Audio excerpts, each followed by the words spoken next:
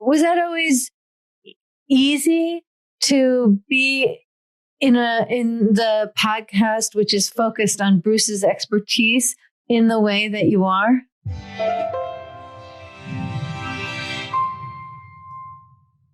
Well, in life, we all have roles, right? And, when I'm in my educator role and when I do my own stuff, that's where I'm the expert and that's where I can shine. I taught for her a couple of years, by the way. She was the boss, and I totally acknowledge that.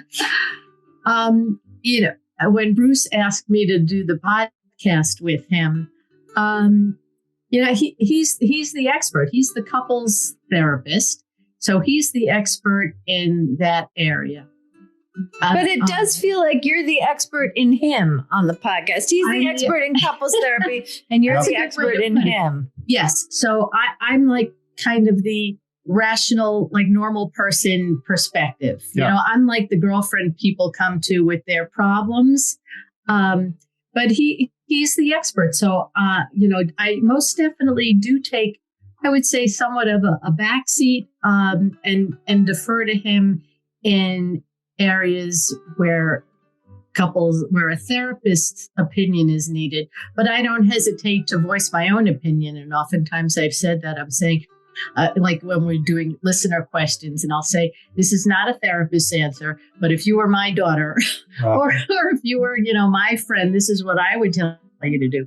But so I do defer to Bruce on matters of expertise when it comes to therapy. But, I understand it's called couples therapy in 7 words. He's the therapist. I'm the lay person. So, but of course, it wouldn't be anything like the podcast it is now if I were doing it myself. Right. Precisely because the stuff I'll get all, wonky. Into wonky. Yes, I can go really wonky. And Judy is very good at she's very good at detecting it. She's very good at, on the one hand, you'll give me a little bit of leash leeway, but reining me in a bit because I'm thinking like a wonky therapist.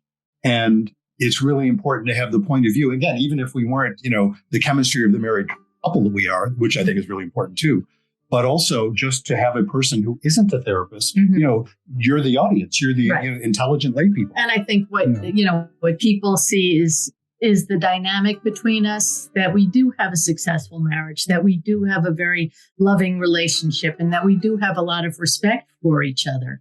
And I think that comes through. And I think that brings something special also when you're talking about couples, that you can see that, you might have come from a dysfunctional family or you might have had a dysfunctional marriage, but, there are ways to rectify that and not make the same mistakes that you've made in the past. Yeah, actually, that's a wonderful lead in to the question that I like to ask all couples I interview, because I firmly believe that intimate relationships are the ultimate vehicle for personal growth. And so I'd love to start with you, Judy. What have you learned about yourself as a result of being married to Bruce? You don't, not just you, like meaning me, but a person doesn't always have to be right. A person doesn't always have to be wrong. You don't have to put somebody down in order to feel better about yourself. And that, in fact, you could probably feel better about yourself when you boost up those around you and who make you feel better about yourself. Hmm. So I think that's, wow. I think Bruce has brought a lot of that to me. It's so interesting to hear you say that you're crediting me for that. And I'm sitting there thinking, I've never known you to be other than what you were just describing. All of those things you seem to have way before you ever met. I suspect you did. Well, when we talked, when you were on our podcast about uncompromising, I feel like with Bruce, I don't have to compromise. I felt in my previous relationship, I was constantly compromising. Yes. With Bruce, I don't think I've ever had to compromise with anything.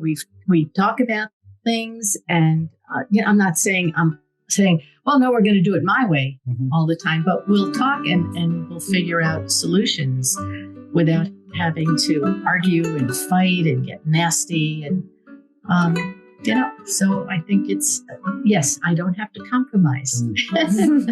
Yeah. And I'm not losing myself. And that's Yes. the thing. Yes. Because I think I'm a fairly strong person, but I think I've been able to build on that strength in this relationship because Bruce allows me to have, doesn't allow me. I know that sounds crazy, but I have the space that I need in this relationship that I'm not feeling like I'm ever belittled or that my opinion doesn't matter. I feel like we're very equal partners. Beautiful. Yeah. And it's interesting because again, from my perspective, it's not merely that I don't interfere with who you are. I delight in who you are. And I feel like you delight in who I am. Which is why that's it. That's really where it is. Us both to thrive, I think. Yeah. So, Bruce, what have you learned about yourself as a result of being married to Judy? Well, I could say virtually everything I know about relationships, but that's sort of silly. I mean, I came into it at 50 years old. I knew some stuff, but there is mostly what I've learned about the power of intimacy and how amazing it is, because the things Judy was talking about, fitting into my understanding of what intimacy is, you become a joint mind and you think of things you wouldn't have thought of by yourself. And I have learned so much from just the experience of being in an intimate relationship with Judy that I would not have known without. And so I learned from her, of course, all of her ways of being that I greatly respect. And I also just learned from the experience of her being with me, loving each other the way we do.